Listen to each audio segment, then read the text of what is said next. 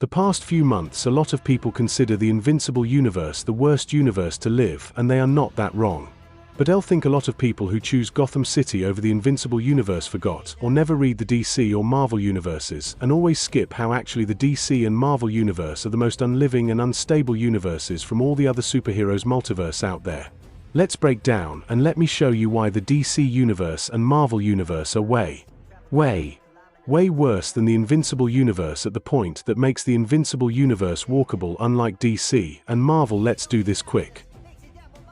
1. There is no real justice. If you were a civilian in the DC universe or Marvel universe and you are kidnapped and take hostage, be ready to experience a real horror until the heroes arrived. You would think is over and that you are safe. But in reality isn't like that. You may not be taken as a hostage again, but there will be others who will suffer more than you. You will expect that villains are rehabilitated or are locked up permanently for good, but it wouldn't be like that. Doesn't matter how much the heroes like Batman, Superman, Spider-Man are there to help you. People like the Joker, Cheetah, or Riddler will always break out from Arkham Asylum or prison. The heroes wouldn't kill the villains, creating a circle of violence that wouldn't end at all. And to make things even frustrating, they always will make a team up with heroes. Yeah, some villains could be redeemed, but that doesn't mean that other victims will have the obligation to forgive villains, since a lot of them wouldn't even want to get closer ever again, having no choice that to live in an endless nightmare.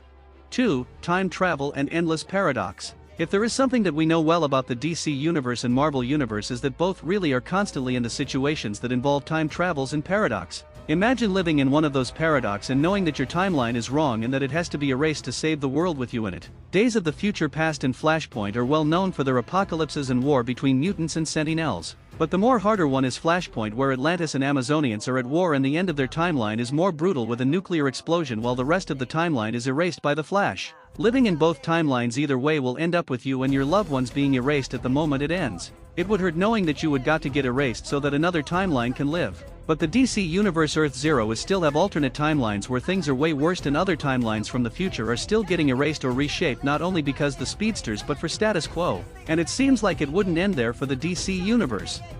3. The crisis and resets and reboots. Unlike the Invincible universe or other fictional worlds, in the DC universe there is nowhere to go, nowhere to run. Campfields, cornfields, mountains, it doesn't even matter if you cross to another Earth. The antimatter or next crisis will reach you and reboot you or reset you. Crisis on Infinite Earths and the animated adaptation were a great example of that. The fact that you live far away from the main Earth doesn't matter. An antimatter reached your world and erased you anyway, showing that when this event happened there is nowhere to go. And again, it doesn't matter if you run, or if you live outside of the city, or if you changed from Earth.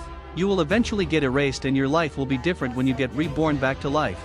And with Marvel, multiverse is not better, since they had an incursion back on the day not long ago. Show us the catastrophic consequences to live in the two multiverse. And even if you are just rebooted canonically, that implies that other previous life and that your previous actions were no longer will be the same, killing off the older versions of the people in you, bringing a lot of depression. And if we count the death of the people that die in the animated movie adaptation of Crisis of Infinite Earths, knowing that every Earth has a lot of billions of people, the number of death will be more like 3 or 4 billions or 5 trillions or more. But is a number that the Invincible universe wouldn't reach at all if we talk about Earth collateral damage, making the Invincible universe walkable at least.